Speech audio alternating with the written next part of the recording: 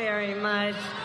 And I thank you, and I thank my friends for reminding us of exactly what we are fighting for in this campaign. We are fighting for freedom. Freedom. Freedom. And to Andrea and everyone here tonight whose lives have been impacted by these Trump abortion bans in this moment, I thank you for sharing your stories and for your courage. It is an honor to be here with so many leaders and all of you who have taken the time out of your busy lives to be here this evening so we can, as a community of people, as people who love our country, be clear, sound strong, and stand in favor of the freedom of every woman to make decisions about her own body.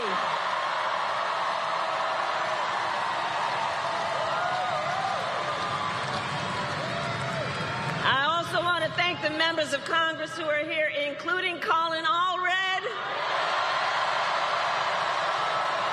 I'm counting on you to send him to the United States Senate so we can get right to work. And to all the elected officials and community leaders, I thank you all. I thank you.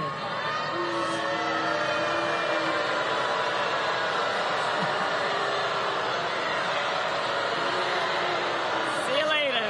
See you later.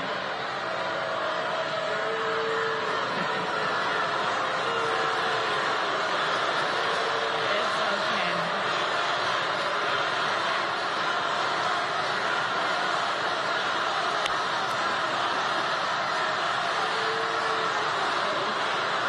See?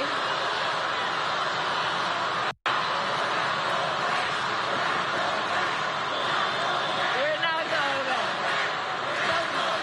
And we have a lot of work to do. And we have a lot of work to do, and we will not get distracted. We will not get distracted.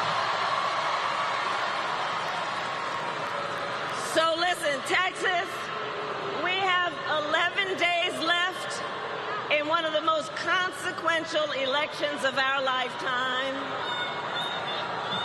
Voting has already started, and we know this will be a tight race until the very end.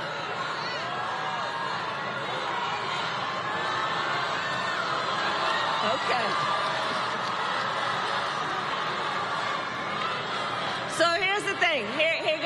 Okay, so we got work to do. We got work to do. We got work to do. And I love that there is so much enthusiasm. But let's talk about the work we've got to do. Okay. Because we've got 11 days to see this through, and we will win. We will win. We will win. And we will win, and we will win because we know and understand what is at stake. We are 11 days out from an election that will decide the future of America, including the freedom of every woman to make decisions about her own body and her reproductive freedom. And everyone here tonight is here because we are about fighting for our future and not letting some people take us back. Because we are not going back. We are not going back.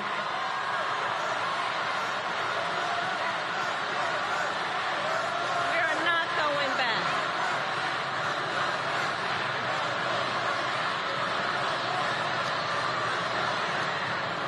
And in America, we know freedom is not to be given. It is not to be bestowed. It is ours by right, and we are prepared to fight for it.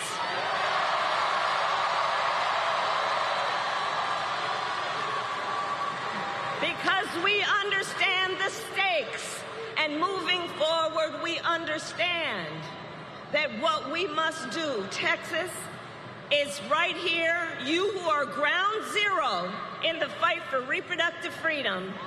We must be loud, we must organize, we must mobilize, we must energize the people.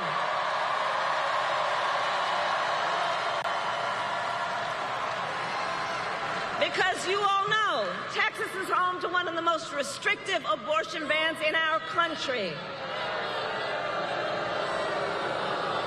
In Texas, abortion is banned from the moment of conception.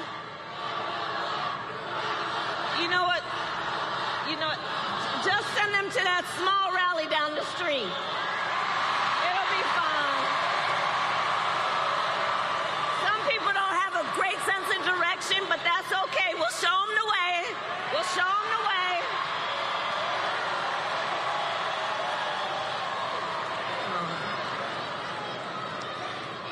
Because we know what's at stake, and we will not be silenced.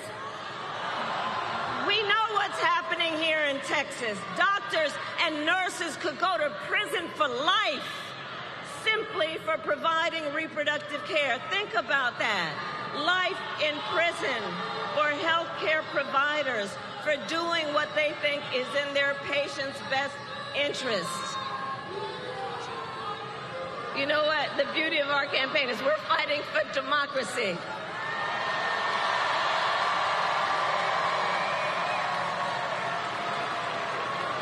And what we know here in Texas is that there are some who would distract from the fact that Texas has a law now that offers a cash bounty for turning in someone who merely helps a friend or a family member get the care they need. In Texas, the law provides for prison for life for health care providers for doing what they believe is in the best interest of their patient. In some counties in Texas, they have passed travel bans to prevent women from going to other states to receive care. These are the stakes. And we know how we got here. When Donald Trump was president, he hand-selected 3 members of the United States Supreme Court with the intention that they would undo the protections of Roe v. Wade. And as he intended, they did. And now more than 20 states have a Trump abortion ban. Now 1 in 3 American women lives in a state with a Trump abortion ban, including Texas and every state in the South except for Virginia. And many of these bans are causing care to be denied until a woman is at death's door.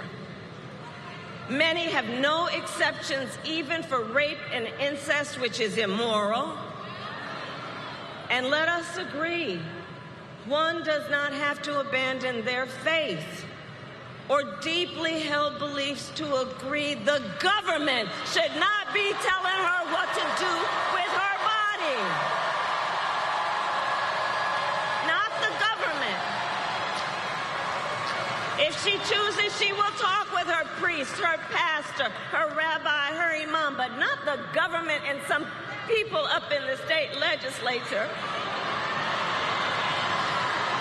telling her what's in her best interest when she knows what's in her own best interest. And let us recognize these same people, check this out, these same people who have argued that these Trump abortion bans are in the best interest of women and children, do look at their records.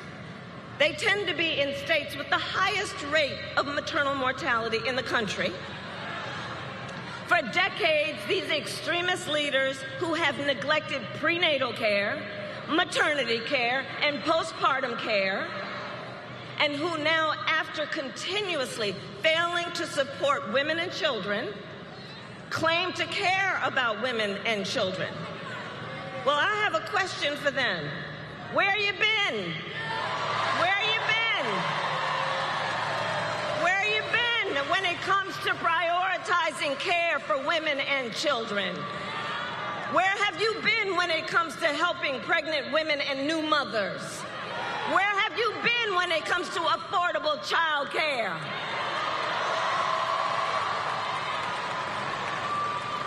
And do know, many of these same extremist leaders have also refused to extend the child tax credit. which lifted half of America's children out of poverty. They who have blocked proposals to lower child care costs for working parents. They who have tried to cut WIC and SNAP for low-income mothers and their children. The hypocrisy abounds. And here's what else is happening.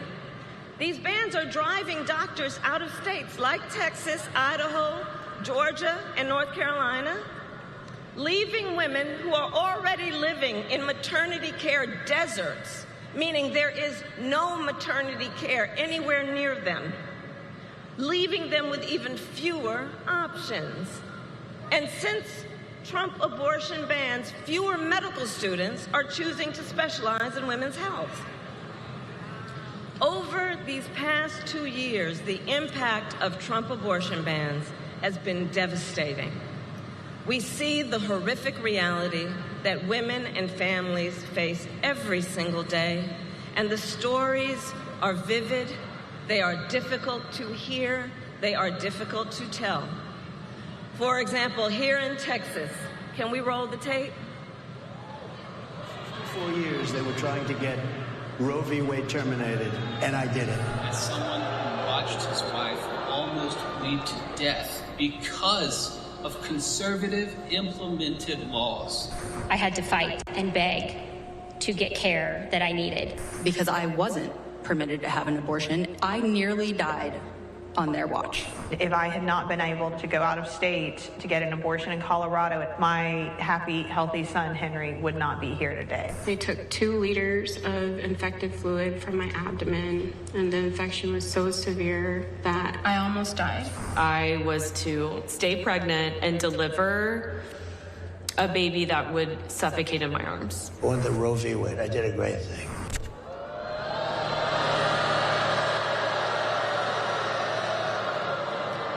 From his own mouth, a great thing. There is nothing great about what happened to women like Kate Cox, who was heartbroken to learn her much-wanted pregnancy was not viable, heartbroken when her doctors told her if she remained pregnant, she would be risking her own life or her ability to have children in the future. But the Attorney General of Texas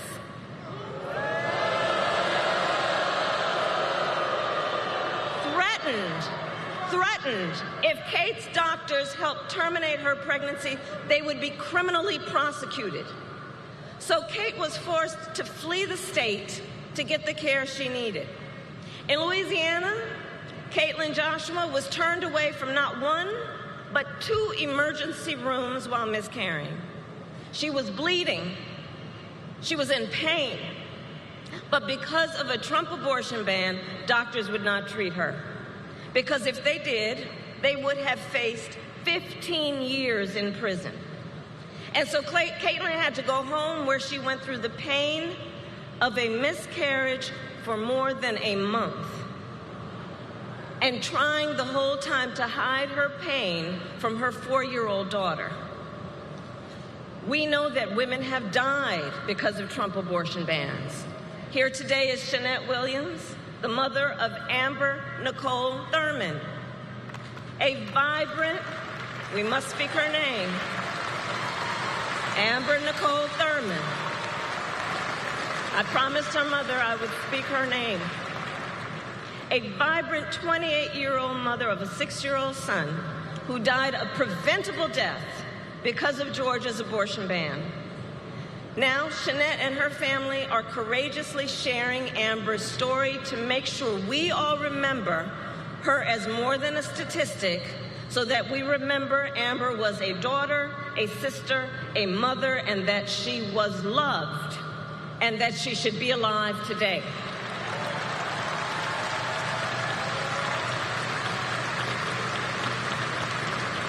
And listen, we're all here because we know the reality is, for every story we hear about the suffering because of a Trump abortion ban, there are so many stories we've never heard, an untold number of women and the people who love them, who are silently suffering, women who are being made to feel as though they did something wrong, as though they are criminals, as though they are alone. And to those women I say, and I think I speak on behalf of all of us, we see you and we are here with you.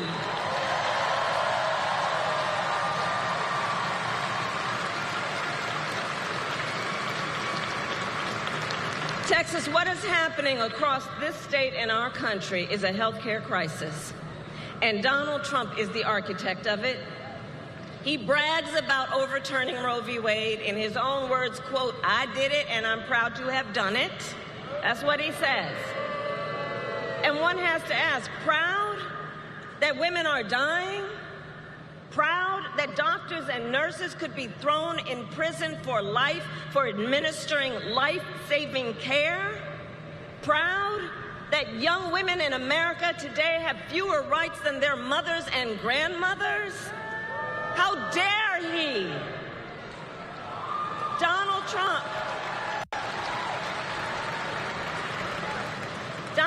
even said everyone wanted Roe v. Wade to be overturned. Well, a woman in Ohio was arrested and charged after having a miscarriage. So was a woman in South Carolina. They didn't want this. Hadley Duvall, who became pregnant after being raped by her stepfather when she was 12 years old. She didn't want this. Ryan Hamilton, who is here tonight, his wife was denied treatment at the hospital for a miscarriage. They got home, he found her bleeding and unconscious. He dressed her, put her in a car, packed up their 9-month-old child, and drove to a different emergency room where doctors told them she could have died. Ryan didn't want this. Let's be clear. And the men across America, this needs to be said, men across America do not want to see their daughters and wives and sisters and mothers put at risk because their rights have been taken. I see the men here, and I thank you. The men of America don't want this. And now the Attorney General of Texas is suing the United States government so that Texas prosecutors can check this out, so that Texas prosecutors can get their hands on private medical records of women who leave the state to get care. Now, I'd ask everybody here, please do see the irony, okay? Listen to this. On the one hand, Donald Trump won't let anyone see his medical records. I gave up mine. And on the other hand, they want to get their hands on your medical records. Simply put, they are out of their mind.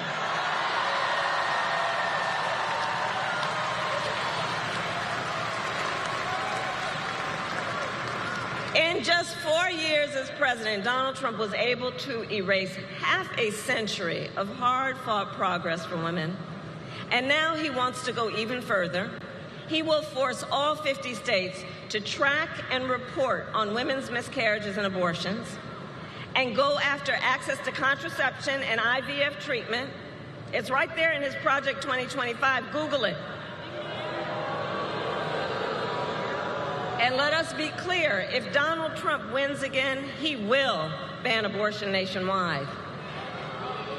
And though we are in Texas tonight, I say it to the folks who might be watching from home, for anyone watching from another state, know this: if you think you are protected from Trump abortion bans because you live in Michigan or Pennsylvania or Nevada or New York or California, or any state where voters or legislators have protected reproductive freedom, please know, no one is protected if there is a Trump national abortion ban, and it will outlaw abortion in every single state. Understand that.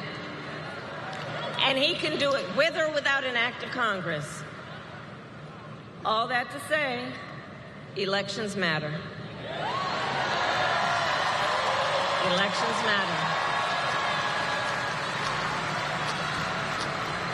If Donald Trump is president again, he will likely get to appoint at least one additional Supreme Court justice. Remember who we appointed. Call her Justice Ketanji Brown Jackson.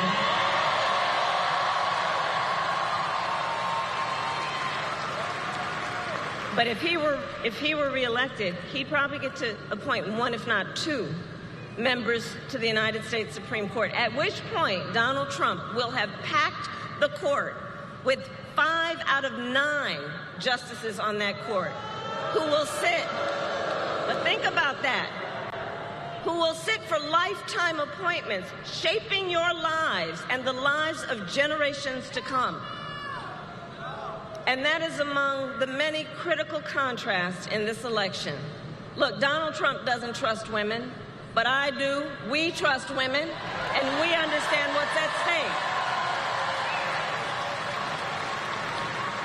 And with Colin Allred in the United States Senate, when Congress passes a bill to restore reproductive freedom, I will proudly sign it into law as President of the United States. Proudly. So to all the friends here, let us remember, momentum is on our side. I know sometimes in Texas, folks are like, is it worth it? Does it make a difference? Yes, it does. You are making a difference, and momentum is on our side. You are making a difference. Since Roe was overturned, every time reproductive freedom has been on the ballot, from Kansas to California to Kentucky, in Michigan, Montana, Vermont, and Ohio, the people of America have voted for freedom every time it's been on the ballot. And often they have voted by overwhelming margins from so-called red to so-called blue states, proving this is not a partisan issue.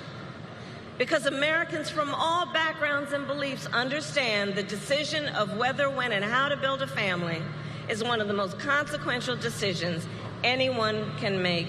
And we are fighting for an America where no matter who you are, where you live, you can make decisions about your own body for yourself.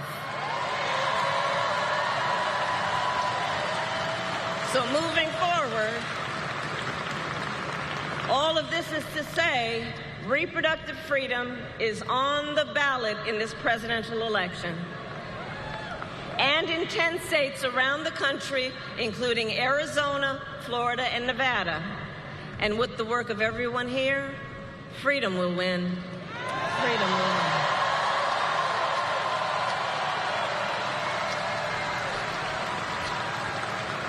And so I want to take a moment to speak in particular to all the young leaders here and across America. Do we have anybody here from Gen Z? Where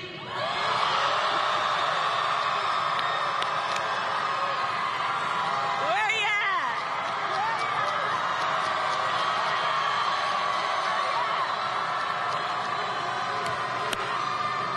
I'm counting on you, because the thing I love about you is you are impatient for change. You know it ain't right that you may have fewer rights than your mother or your grandmother. You know it is not theoretical. You know it is not political. It is your lived experience. And I see you, and I see your power. I see your power. And I know so many of you are voting for the first time. Can I see a raise of hands? Can we applaud our leaders who are voting for the first time?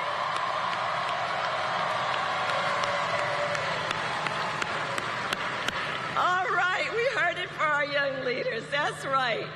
So listen, to everyone here, we know freedom has never come easy. Never come easy. There has been no moment of our progress as a country that did not come about without a fight. Let's all be clear about that. And we are in the midst of a movement. And everyone here is a leader in that movement. So we do this then remembering those who came before us, those who struggled and sacrificed for our freedoms, who found fellowship and even joy in one another in the fight. They found strength and hope in fighting for our ideals. And that is what we are doing. That is what we are doing because we know weeping may endure for a night, but joy cometh in the morning.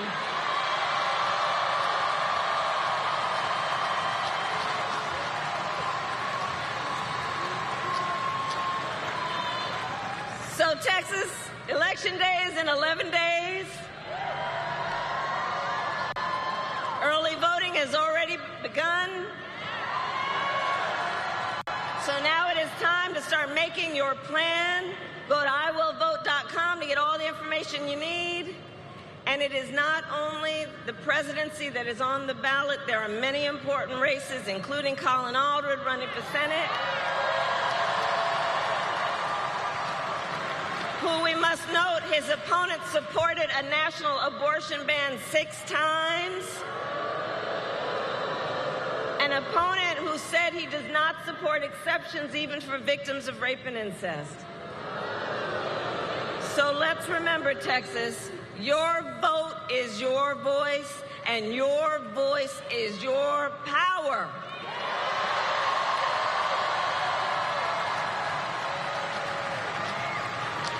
So today I ask you, are you ready to make your voices heard?